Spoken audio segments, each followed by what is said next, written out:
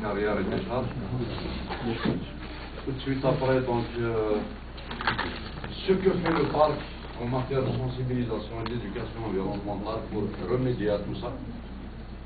Et par la suite, vous allez sortir dans la partie ouest du parc, vous allez voir de vos propres yeux ces histoires de carrière, de décharge, et ce que fait le parc pour l'intégration des populations, comme on l'avait dit hier.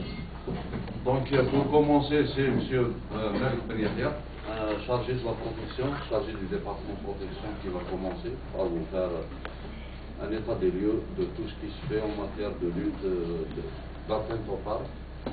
Et juste après, ça va être son collègue Farid Afour qui est là, qui est chef de département de sensibilisation et en même temps chargé du secteur occidental que vous allez visiter aujourd'hui.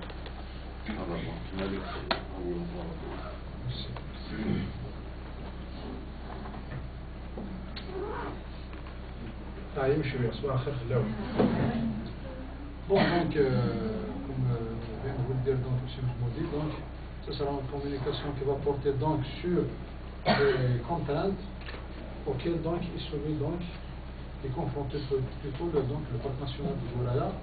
Donc ces contraintes, nous les avons scindées en six chapitres, à commencer donc par les déchets, puis les incendies de forêt, les carrières, les décharges, les défrichements et indue occupation.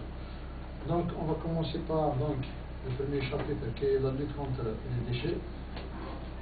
Alors la lutte contre les déchets, la sous-ressource, donc d'où proviennent ces déchets. Alors donc, ces déchets donc proviennent essentiellement dû donc à la fréquentation du parc par la population locale, donc sachant que le parc est limitrophe de la ville de Béjaïa. Donc il y a beaucoup de gens donc, qui fréquentent le parc. Il y a aussi la fréquentation touristique, donc surtout en période des chaleurs ou bien en période estivale, où l'afflux touristique est plus important. Il y a les déchets provenant des indieux occupations, c'est le cas donc des ivoires que vous avez pu donc visiter. Et il y a les déchets déversés donc par les citoyens le long des routes. Alors, les moyens de lutte. Donc, qu'est-ce que fait le parc donc pour lutter contre ces déchets? Alors, les moyens de lutte, il y a les actions directes, qui sont indirectes plutôt, qui sont dites passives, et les actions directes. Pour les actions donc passives, nous avons donc essayé donc de borner les endroits sujets à des dépôts d'ordures, donc sur les accotements de route, afin donc d'éviter d'empêcher plutôt les manœuvres des véhicules là où il y a des vides sur les routes, notamment sur la route RN24, donc du côté de Boulimat, vous allez visiter donc aujourd'hui.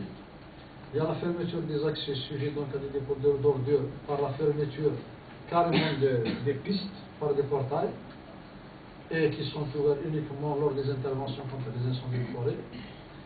Aussi, pour lutter contre ces déchets, donc, nous avons donc autorisé des jonchonneurs, surtout en période estivale, pour vente de confiseries, tabac, etc. Ces derniers, en contrepartie, donc, nous ramassent donc les déchets aux alentours immédiats du site. L'emplacement de poubelles. Donc, c'est une première opération a été faite. Il y a une deuxième opération de pose de poubelles qui se fera donc ultérieurement. Ce sera des poubelles beaucoup plus grandes que celles que vous voyez ici. Il y a l'implantation de panneaux de sensibilisation le long des routes et même en intérieur. Il y a aussi la campagne de sensibilisation au niveau des médias, notamment la radio locale. Donc c'est la radio Souman. Donc à chaque fois que l'occasion nous est offerte, nous intervenons donc directement au niveau de la radio pour sensibiliser donc les citoyens sur donc ces déchets. L'organisation d'exposition au niveau des écoles et autres donc établissements scolaires. Voilà. Pour les actions directes, donc c'est la lutte directe, parce qu'on peut donc lutter directement contre ces déchets. Alors il y a la collecte qui se fait hebdomadaire et quotidienne lors de la période de grande affluence, c'est le cas de maintenant.